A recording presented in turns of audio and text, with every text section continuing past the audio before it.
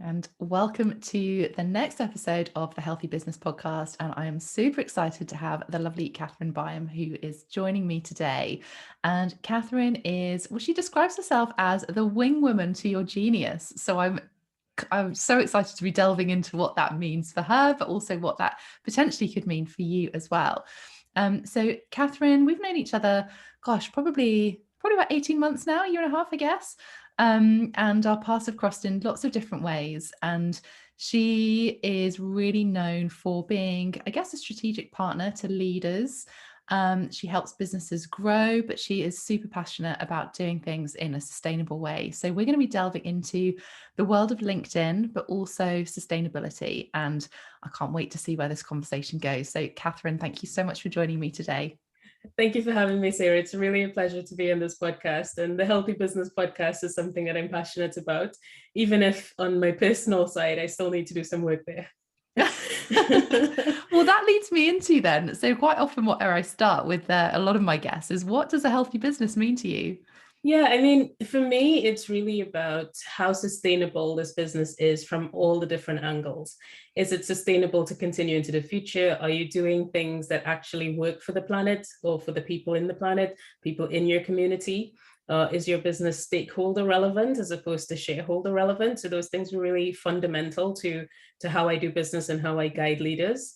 And then the other side, of course, is you as a person in that business, right? And you have to be, first of all, doing things in your business that make sense for you and make sense for the people you're with, but also it needs to be fundamentally something that sustains your life. And that's probably one of the hardest balances to get as an entrepreneur, as you well know. It is. It certainly can be, can't it? I think that's the aspirational goal that lots of us kind of work towards, is having that balance of, the lifestyle, the financial style, and just that balance between, or equilibrium, as I like to call it, of time, money, and lifestyle, because they're so intrinsic to how we enjoy our business, how we enjoy our lives, and it's really important that we kind of work across all three of those different areas. So before we delve into kind of a little bit more about what you do and how you help people, wing woman to your genius, what a claim. I love this. Tell me more about where that's come from and what that means for you as well. Yeah, I mean, when I got started in business, so this is taking a big step back. When I got started in business, I didn't really know enough about branding and marketing to really start on a strong footing. So I came up with a business name. It was me and my partner. So that already created a need for something outside of a personal brand, because we're both so very different. He's a data scientist, and I'm really into change management and strategy. And we think very differently about things as well. So we had to create this business brand that represented both of us. And I didn't really work on the personal brand. And as I went through working with different clients, I started to realize something, that my clients were mainly corporate, and they didn't necessarily want people to know that someone was behind them doing things behind the scenes. And I thought to myself, oh, this is interesting, because it seems like what people want in this space is someone who's sort of, a secret, like a secret genie in a bottle, so to speak, or someone that no one else sees, but gives them really great advice, has great experience, and can help them shine. So I thought, okay, that seems to be who I am. And interestingly, the minute I changed it on LinkedIn, I've had so many comments about it, like so many people just commenting that they love it and that it seems so appropriate for me. And I think that also comes from having done a lot of back office type of roles. So I've always been sort of the accountant. So again, at the side of the CEO, or internal audit, so at the side of the board audit committee, or supply chain capability and development and change management, so at the side of the head of supply chain. So it's also developed from the roles I've done in my corporate life as well. It's amazing. I think you're right. And it's such a great conversation starter as well, isn't it? Which is, when we're talking about being visible and social media, having those connections, having those conversations is really where it starts when you're building a kind of a client base and, building potential clients as well. So yeah, it's a great idea, I think. And as you said, it really does sum up what you do and supports people in getting their genius out there even more. Yeah, it's interesting too, because I think that initially, you think that you need this great branding, and it's probably true that you do. but sometimes you have to discover it. And that's kind of what happened with me in this journey. It's like, yes, this was true for me for 20 years, but I kind of discovered that this was a magical phrase as I went through and developed my business. So don't And I worry think if what you you haven't just said started there is yet. that it's your journey, it's your experience. And when we lean into that, that's normally when the magic happens, isn't it? Exactly. Okay, so talking LinkedIn, that's where you, I guess, have focused your time for your growing your business, because that's, you work a lot with corporate people. And LinkedIn actually isn't just about corporate, is it? I think a lot of people assume that, LinkedIn is that place for people to find corporate jobs, whereas actually it's a huge opportunity that is at the moment pretty untapped for people in the entrepreneurial space. Yeah, I would say that there's quite a mix. And I think fundamentally, I think about LinkedIn as this huge networking event that never ends. And I think if you approach it like that, you start to see the platform very differently. So, whenever you show up, there are people on there from different spheres, etc., that you can start a conversation with. And it's about engaging on people's posts, engaging on the feed, and really starting to get a feel for who your people are. And I think if you understand that, you'll learn how to sort of curate your feed better. You'll learn how to connect with the right people for you, and it's really open to anyone. I think that the bigger the organization, probably the more time and the more value they get from LinkedIn. So if you have an organization with more than 5 to 10 employees, LinkedIn starts to make a lot of sense, because your employees attract people to your business also. So it's really interesting how that has evolved, but that's probably why people have that feeling that it's more corporate, because the more employees you have, the better it works for you in general. But also, multiplier effect. Exactly. And if you really understand how to tap into all of that, it can work for anyone. Amazing. And how have you kind of grown? Because obviously sustainability is something that you're really passionate about, and, something that makes complete sense when you're growing a business. As you say, it is part of running a healthy business, is looking at that sustainability in all different facets. How has LinkedIn enabled you to build up and kind of connect with people from that side of things? Yeah, I think to start with, I think I started my LinkedIn journey when I was completing my MBA in 2016. And we had this session on personal development. And at the time, I was using it, but not a lot. And I kind of realized when I started to write articles in that year that actually people want to see value. They want to learn value from other people. And they want to have, sorry, I'm going to just edit that when you're ready. And they want to have a source of trusted information.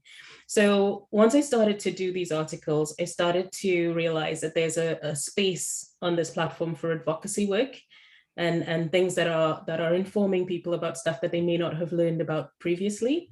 And these are the types of people that I started to follow. So I curated my list of people. I found the people that I thought were really interesting and relevant to the things I was interested in. Got them engaging on my stuff, and realized, yeah, this platform is quite powerful for this. And as you grow and learn, and as you use it as a network, you start attracting those people. So in a way, right now, I have maybe roughly half of my feed is people in the sustainability space who are sharing their topic, sharing their journey, sharing their networking events, their discussion panels, etc., to help people learn more about the topic. And there's so much emerging right now, and it's such a vast space of innovation at the moment that it's really exciting. I mean, for me, I get excited about what I see out there. Last night, I had a session with a couple of friends, and one lady was talking about how we understand animals, as an example, and how we understand wildlife. And we don't necessarily think about the animals as being contributing members to our economy. But in reality, for example, the work that bees do contributes to our wider economy. And how do you value that? How do you value that economic contribution of the bees? And when you start having conversations like this, there's no limit to where it goes, right? So I found that using this for advocacy is such a powerful place. And the kind of ideas, it's like massive TED Talk on scale, massive networking on scale. I really love it. It's just fascinating, isn't it? And I think busting that myth that LinkedIn is that kind of corporate workspace, that actually these incredible conversations can happen with people who you might never have met before or you wouldn't normally meet in your everyday life. I mean, for me, that's the brilliance about networking, whether it's the online space, offline space, having chats with my podcast guest experts, because the conversations that I have, or you get to have when you're doing these things and opening yourself up to that, is amazing. And you can have, for me, it also then gives that creativity space that you can then bring back into your business, of just different ways of looking at things, or people's experience can help you grow in a different way. And we're all on this entrepreneurial evolving journey, which we don't, in all honesty, know where it's going to go. To a certain extent, we've all got our goals, we've all got our visions, we all know how we want to grow our business, but actually opportunities can arise which can take us in different space.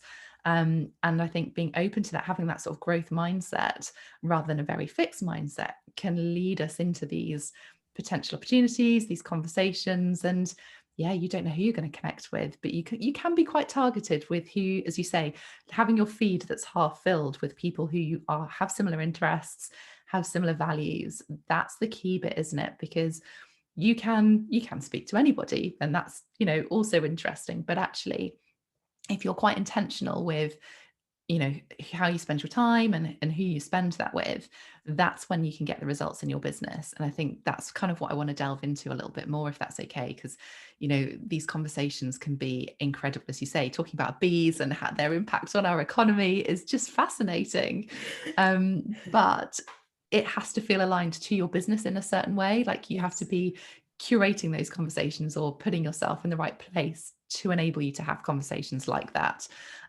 So how would someone do that? So if they are completely fresh to LinkedIn, how would someone kind of think, okay, this is the type of person I want to connect with? Where do they start? Yeah. So I would start by saying, just be open. Just be open and gentle with yourself at the beginning. I think that there's a lot of sort of barriers to entry for a lot of people because of that corporate feel of LinkedIn. But really, if you were to approach it as, I can just show up, put my content in there, and create a profile that's magnetic, sometimes that's just the first step, and all you probably need to do for a while. So if you think that it's intimidating to produce a whole bunch of different content for different platforms, etc., just take the first step, which is to create a magnetic and a magnificent profile. And the thing about profiles on LinkedIn, and LinkedIn as a platform in general, it is of itself a fantastic search engine. So if you wanted to find out about people and things that are related to you, you can find it very easily. But beyond that, it also shows up very highly on Google and Bing. So if you wanted to really show up there, prove your validity and your authority as a business owner, probably your LinkedIn is going to come up very high, and people are going to check it because they want to know that you're legit, and LinkedIn gives you some legitimacy. So that's the first bit. The other thing is building out your profile. There are about 20 areas of your profile that you can literally optimize for SEO, SEO on platform and off platform. And if you were to do those things, you would suddenly have something that attracts people, that gets inbound inquiries without even having done a post. Okay, maybe you need to do one or two posts, but, but you don't need to do the number of posts you need to do on Instagram, for example. And as we mentioned, Instagram, I find that even though you think it's intimidating, it's becoming a lot more like Instagram than you think. So there's a lot of content now on LinkedIn that's a bit fun, that's a bit engaging, that's a bit catchy. Carousels even work on LinkedIn. So yeah, open your mind is basically what I would say. Open your mind, and definitely don't think that you need to do it the way someone else has. Yeah. So That's if you interesting. yeah, if you can curate a profile that feels good to your ideal audience, that's already, half the magic happening already. Yeah, it's so true, I think, isn't it? That actually it is about standing out. Yes, it's important to be visible. We know that when we're doing our marketing, we have to be consistent, we have to show up, we have to be visible. But actually doing it in a way that not just works for you, but doing it in a way that is authentic to you is really what makes you stand out. And actually, it's a lot easier to do that because it doesn't feel as energetically hard, because actually you're showing up as you. And one of the things that I love about LinkedIn is that you can share your opinion. Like, that's kind of what people are interested in. It doesn't have to be that, picture perfect, which everyone seems to expect on Instagram. It's a lot more opinion led. Yeah, absolutely. And one of the things that I think really works on the platform as well is, I like to tell people, think about how you want someone to feel after they've worked with you the first time. And that's what your profile needs to look like. You almost just need to take them one step from where they are. So you can't put out content that necessarily is exactly where they are. They need to see the step up. They need to see where they could be. And if your profile has been oriented around that messaging, it's quite powerful. And it doesn't matter who you are. You can just bring that to the table. You will attract the right people for you, for your business. Amazing. It's such an interesting platform. And I think, I had those misconceptions, especially when I left the corporate world, that I didn't necessarily want to be on LinkedIn because it reminded me of that corporate space, and that brought up all sorts of different things for me personally. But actually, now that I'm much more in the entrepreneurial space and just seeing the opportunities there, and even people that I used to work with have connected with me. So it's still your network, even though you might be in a different space to where you were if you've left the corporate world and you now set up on your own. That network is still valid, because even though you've changed and you're doing something different, those people might have changed, but also they know people who have also changed that might also need your services. And, I've just started working with a colleague from about 15 years ago when we were both in the pharmaceutical world. And we're now working together. She's become one of my clients. And it's really interesting. Had I not shown up on LinkedIn, we probably wouldn't have had that connection. And I think, yeah, it's really interesting to just have a slightly different mindset as to how LinkedIn can work for you in a different way to the social media platforms of Facebook and Instagram, which is a different social connection, really.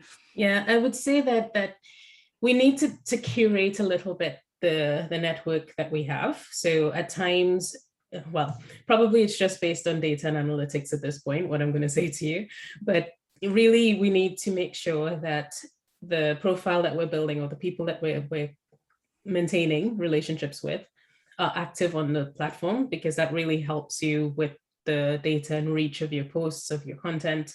So do take some time to have a look at the existing connections that you have and see which ones probably don't need to remain. It might seem rough at the beginning because you're thinking, oh my God, I can't disconnect from that friend. But sometimes they're just not showing up on the platform. So it's really good to have a check to see who's active, who's not active, and probably clean up your feed a little bit. And that way you then get something that really reaches the noises and makes the voices that you want to reach. Okay, so we've kind of spoken a little bit around content that you could put out there, or your profile that should be up there, and also the people who you're connected with. What other things should people be aware of, or should people be kind of looking out for to enhance their visibility really on LinkedIn, and using that as a platform to help them grow? Yeah, I think a big tip would be around your own data on the platform. So LinkedIn has a way of measuring your performance. It's called the social selling index, and that gives you a score from 0 to 100, which says how you are relative to the rest of your network, how you are relative to your industry, for the work that you do. And if you understand that score and how to move that score, it then unlocks things for you. So unlike other platforms, you don't get things by paying for them per se. So it's not necessarily that you pay for ads and you get a different type of access. With LinkedIn, it really is an eligibility thing. So as you get to a point of proving yourself, proving that you're doing the right things that the platform likes, fundamentally, they then give you things like doing lives, or acceptance to do courses or anything like this. So you really have to think about how you manage that score, and you get that score raised so that you can make the most of the platform. Of course, you can still get benefit from the platform without it, but if you really want support and backing of the network, you have to make some tweaks. I love that, because in some ways you're creating your own algorithm, whereas the other social media platforms, they're kind of dictating for you, and it's not based on, anything to do with authority or anything like that. Yes. And yeah, as you say, you have to pay to get seen on Facebook pretty much, unless from a business page side of things. Whereas on LinkedIn, you can be quite intentional with your actions, quite intentional with your posts, your articles, etc., which enable you to get that credibility and then have access to more things. That's so interesting, I think. Yeah, I'm not actually sure how they. I guess they're not managing. Oh, sorry, I'm going to just repeat that. I guess it's not as important for them to earn the money from the ads revenue as much as it is to gain the credibility of the platform. And that's probably the reason it's ranked higher than Facebook or any other social media in terms of trust. Of course, there's something else that comes with that. So there have been many voices. I'm a bit of an activist for minorities and people of a BIPOC background, etc. And there have been voiced challenges around the voices of BIPOC people on the platform. And the platform has had to deal with that because the bias goes naturally to people who, if there are more people from the US, for example, and there are more white people in the US, for example, then the Black voices get suppressed. So these are things that the platform has had to take head on and take the challenge and push back and try to figure out how to manage. But they try to do a meritocracy and realize that it's not as easy as a straightforward merit conversation. So these are some of the interesting things that happens on LinkedIn. That's why I love it. Yeah, it is so interesting, isn't it? And I think it almost goes back to your sort of passion on the sustainability side of things as well, that actually it's about building a business that is aligned to your values just as much as it's about building that network that is aligned to your values and being associated with platforms that also are looking to do that as well. And I think that's true in whatever niche or industry or passion value that you have, that you can share those views, share your opinions. And because it's such an opinion-based platform, they are quite open to that. And also, as you said, it then attracts those people to you, which is also really key. Exactly. Sorry. Sorry, exactly. I think from a DEI perspective, there's so much on there in terms of advocacy work. It's all levels of sustainability comes into the mix. So I follow sometimes some people who really talk about assigned female at birth versus assigned male at birth, and having that inclusion language that covers people who may not want to identify as female or male. And these are just important things that we need to understand. I saw a show just incidentally on Netflix talking about the 14th Amendment in the US and how that made it easier for the Black rights conversation to happen in the US, for women to gain equality in the US, and then for people who from the LGBTQIA community to gain their rights to marry, etc. But all because people were prepared to stand on a platform and talk about this and rally people and get that support. So if you have something that's worth the advocacy conversation, bring it to this platform. I mean, Twitter is also generally good at this, but it's very short term. Whereas LinkedIn, that conversation can go on for a bit and really help you to rally the support that you need. Yeah, it's fascinating. And I think you're right. There are so many different ways that you can use a social media platform to not just share your views, to share your opinions, to connect with other people. And you mentioned equality there as well. And I think it's one of those interesting terms where everyone has a different opinion as to what equality actually means, don't they?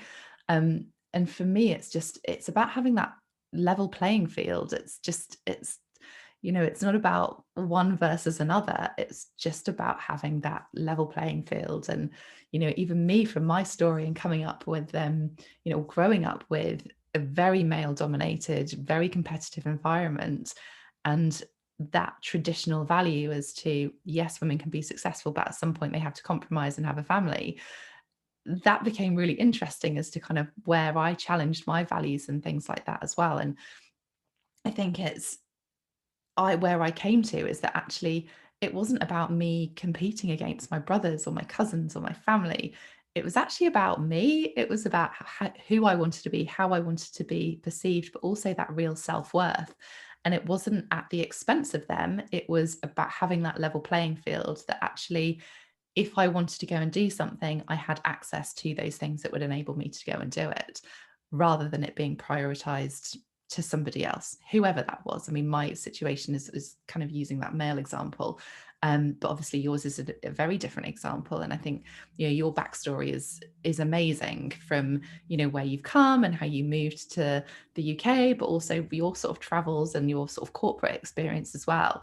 And if you're open to kind of sharing that, because I think, because we're kind of delving into this equality, and also I think with the importance of LinkedIn allowing us to do that and have those conversations, I think it could be really interesting if we kind of delve into your backstory a little bit as well, if you're okay to do that. Yeah, sure. No, and I think I want to touch on something that you said as well before I get into my backstory. But I think that sport is one of the best examples of advocacy work going well, in terms of particularly the women in tennis, who Yes. have really changed the game and changed the conversation, and now the women in football who are doing the same.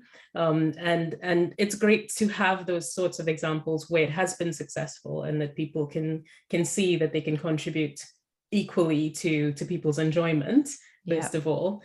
That then brings the conversation of change to other places. So I really rally around women in sport. I think you guys have done so much for all of us as women. In terms of my own story, and I think I want to start there with this concept of intersectionality. I don't know if many people have ever heard of the term, but it's really about when you have multiple ways in which you are a minority. So for example, an intersectionality could be being Black and female.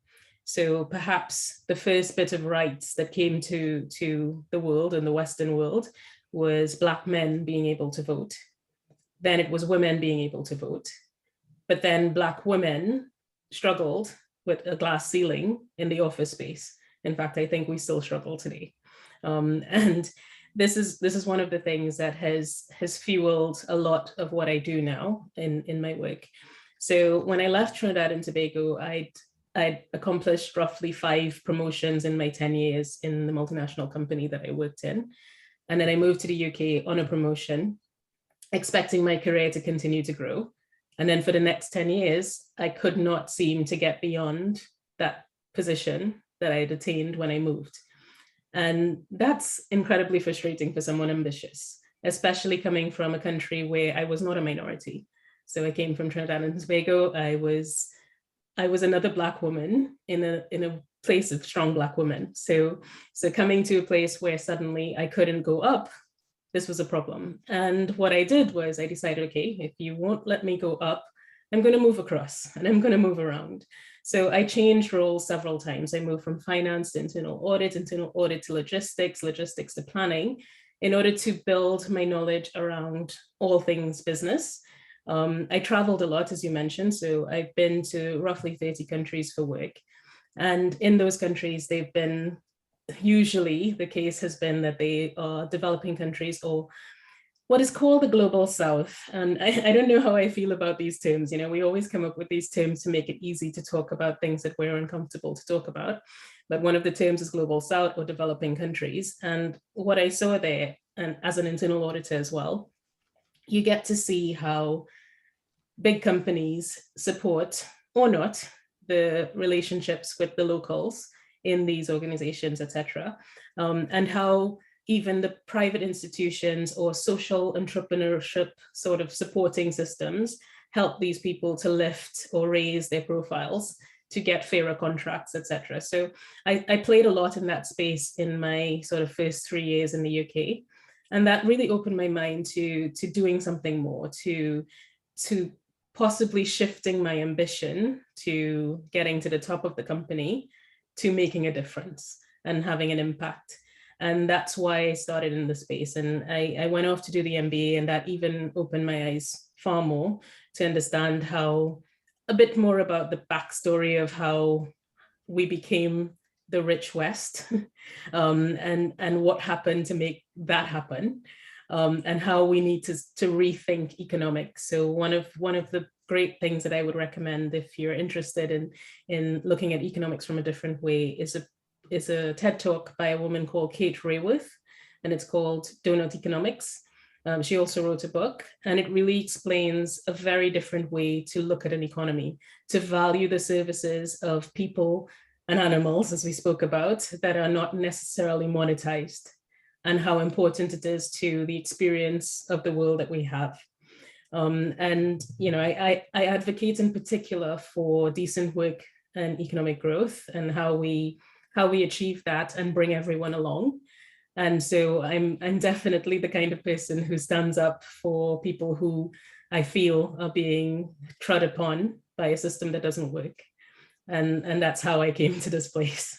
Yeah, I love it. And do you know, it's so interesting because I came into marketing and I came into the world of travel because I was just fascinated about how and why people do certain things. You know, and from a marketing perspective, why do we buy certain brands over others?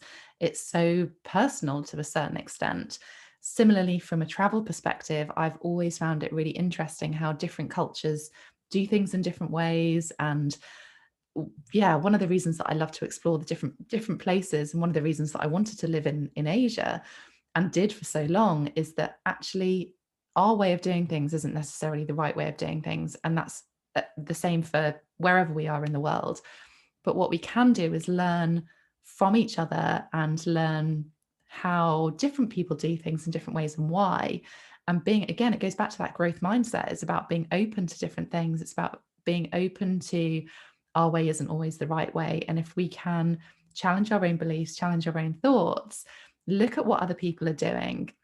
And I'm going to bring this back into LinkedIn again, because that is where, if we're not able to travel, and obviously a lot of people haven't been able to over the last 18 months, but an online space where you can have these conversations, you can have these connections with people who are open to having those conversations and looking at exploring how we could potentially do things differently.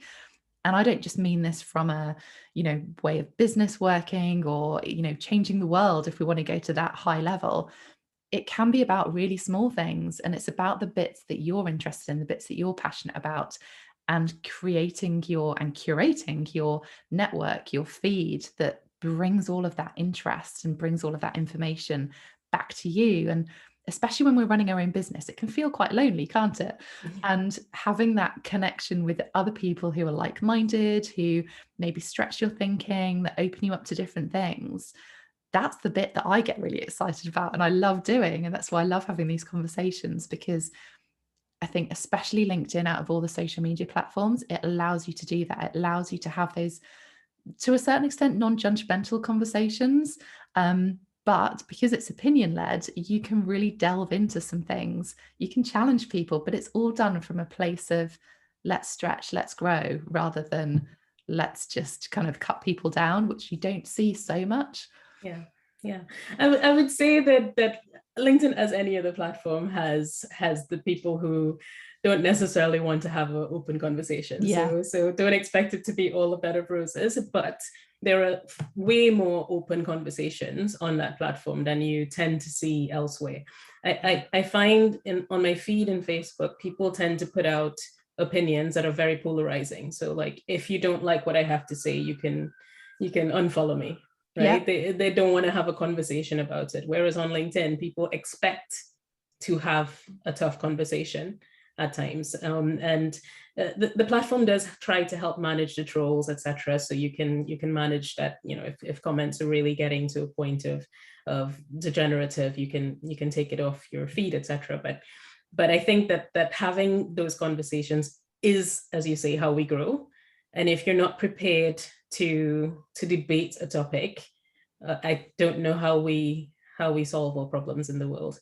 The other thing I wanted to talk about that you touched on is this idea that the West can learn from the East, or the global North can learn from the global South. And there are so many things in the innovation space that are coming from pure frugality. As well as from observing nature in more detail. So we've always observed nature to develop our innovations. We always have used nature as a source of innovation, but now we're starting to understand far more about microbiomes, for example, about organisms, bacteria, viruses, etc., that can help us to break down plastics, to solve real world problems. And it's only through being prepared to get dirty, to get into the detail, do we get to that point. So I would say we need to think about how we leapfrog some steps. So one of the conversations I recently had on a panel around sustainability for Hampshire was around this idea of, do we move today from sort of our diesel and petrol cars to electric cars? Or do we skip all that and we go straight to sort of shared transportation, self-driver or driverless cars, etc., where we reduce the need to own and produce another new vehicle, right? Because we're in a situation, I embarrassingly still drive a diesel car, but there's a reason for that.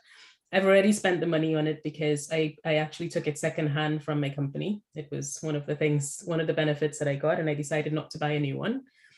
And here I am not really using my car because of COVID, etc. But if I sell that car to someone else, I still create that problem, right? I still have the problem of a diesel car on the road.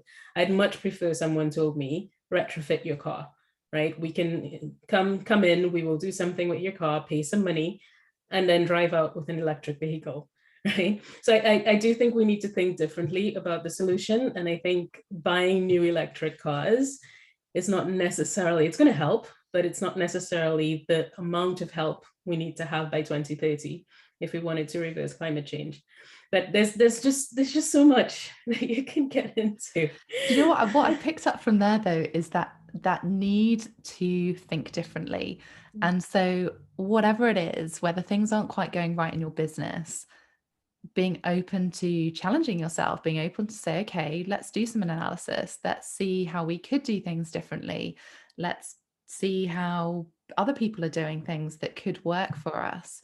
It's one of the reasons that I set up this podcast is that actually we're all growing, we're all learning from different things. And if we're open to that, we can make some real quick changes that have long lasting effect. And also I think it doesn't necessarily have to be, big grand scale changes overnight. That compound effect of small tweaks and little changes over time can actually have a huge impact on, your business results, how you look at things, how you show up, anything that it is, whether it's, going back to our health and how we act and our mindset. There's so many different ways that we can kind of look at this when we're talking healthy business and we're talking, LinkedIn growth and organic growth and making connections, having those conversations. But it all comes back to that connection, the conversations, being open to different thoughts, different ideas. And we can't do that if we don't make that first step into having those conversations. Yeah. Amazing. Oh my goodness, we've covered so many things today. It's been fantastic. Yeah, I think I want to steal a phrase from a very good friend of mine, Deep Badwa, who did a talk recently on Be Inspired about connected selling. And for me, that's fundamentally what LinkedIn is about, right? It's really about being connected to the people that you're going to work with and really treating them as peers, as equals, who you're sharing your skills with, and you're sharing this journey of life with. And if you approach the platform like that, I can't see how you don't grow. Amazing. That feels like a good place to kind of summarize everything, doesn't it? What a great quote. What I would like to do as a kind of a final thing is if someone is wanting to use LinkedIn or wanting to kind of delve into it a little bit, take those first baby steps. You mentioned a couple of things about getting your profile sorted, but what would be your kind of top 3, top 5 tips for people to get started on using LinkedIn to help them with their business?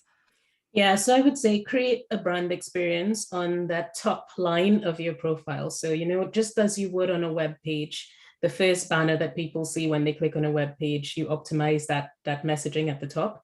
I would say do the same with your LinkedIn. So make sure that the background behind your photo as well, are all optimized to communicate the message that you want to communicate. And I recommend making that message what you want people to feel after one instance of working with you. And if you can get that messaging right, it's already half the battle.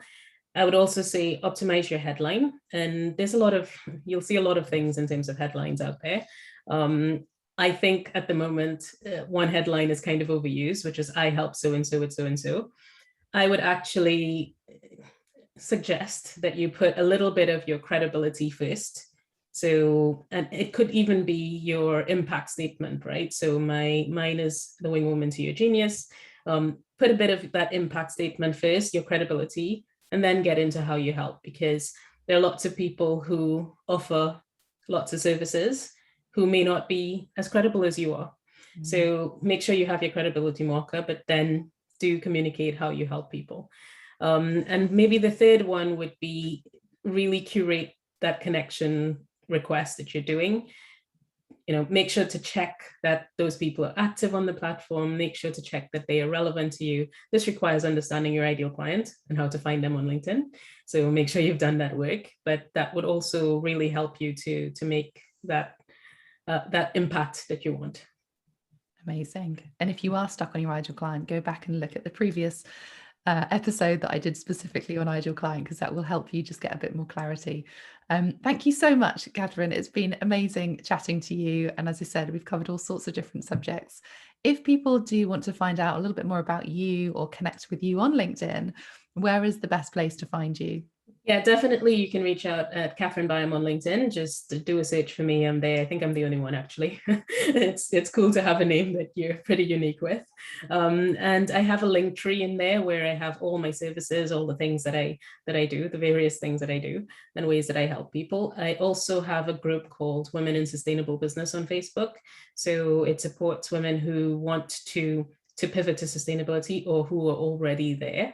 So if you wanted to check that out, you're free to join. There are about 3,400 women in there, so you're welcome to join us. Oh, fantastic. Well, as I said, thank you so much. It's been a brilliant conversation, and I feel like we could have delved into all sorts of different areas. And I feel like I need to get you back on for another episode. Thank you for listening. If you have got any feedback, any questions, we would love to hear them. So do reach out, leave us a review, and I will see you on the next episode.